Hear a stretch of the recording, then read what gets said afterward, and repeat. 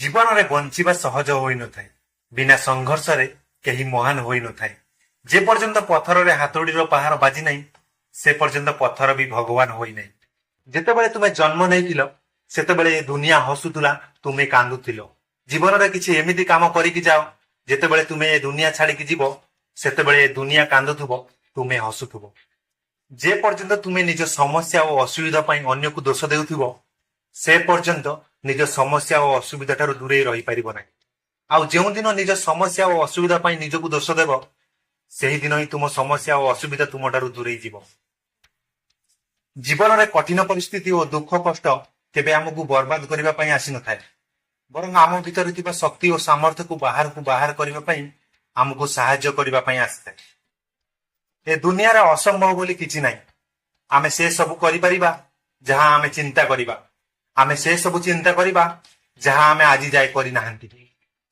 ମଝି ରାସ୍ତାରୁ ଫେରିବା ଦ୍ୱାରା କିଛି ଲାଭ ହୋଇନଥାଏ, କାରଣ ଆମକୁ ସେତିକି ବାଟ ପଛକୁ ଫେରିବାକୁ ପଡିଥାଏ, ଯେତିକି ବାଟ ଆଗକୁ ଗଲେ ଆମେ ଆମର ଲକ୍ଷ୍ୟ ସ୍ଥଳରେ ପହଞ୍ଚି ପାରିବା, ଜୀବନରେ ସଫଳ ହୋଇପାରିବା। ସଫଳତା ଆମର ପରିଚୟ ଦୁନିଆକୁ କରାଇଥାଏ, କିନ୍ତୁ ଅସଫଳତା ଦୁନିଆର ପରିଚୟ ଆମକୁ କରାଇଥାଏ। ମହାନ କେବେ ତାକୁ କୁହାଯିବ ନାହିଁ ଯିଏ ତା ଲାଇଫରେ କେବେ ହାରି ନାହିଁ, ବରଂ ମହାନ ତାକୁ କୁହାଯିବ ଯିଏ ବାରମ୍ବାର ହାରିବା ପରେ ବି ଜିତିବାର ଆଶା ଛାଡି ନାହିଁ।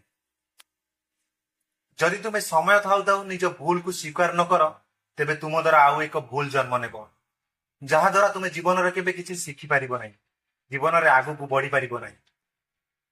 ଯଦି ଆପଣ ସେହି କଥା ଓ ପରିସ୍ଥିତିକୁ ନେଇ ବ୍ୟସ୍ତ ହୋଇ ପଡୁଛନ୍ତି ଯାହା ଆପଣଙ୍କ ଆୟତରେ ନାହିଁ, ତେବେ ଏହାର ପରିଣାମ ସମୟ ନଷ୍ଟ କରିବା ଓ ଭବିଷ୍ୟତରେ ପସ୍ତେଇବା ଛଡା ଆଉ କିଛି ହୋଇନଥାଏ।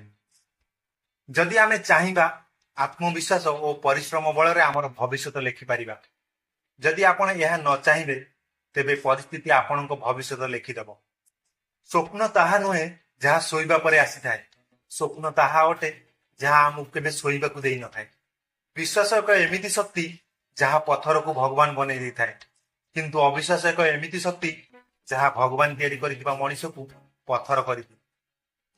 ଆପଣ କେବେ ଏହା କହିପାରିବେ ନାହିଁ, ମୋ ପାଖରେ ସମୟ ନାହିଁ, କାହିଁକି ନା ଜଣେ ସଫଳ ହୋଇଥିବା ବ୍ୟକ୍ତି ପାଖରେ ଦିନରେ ଯେତିକି ସମୟ ଥାଏ, ଆପଣଙ୍କ ପାଖରେ ମଧ୍ୟ ସେତିକି ସମୟ ଥାଏ।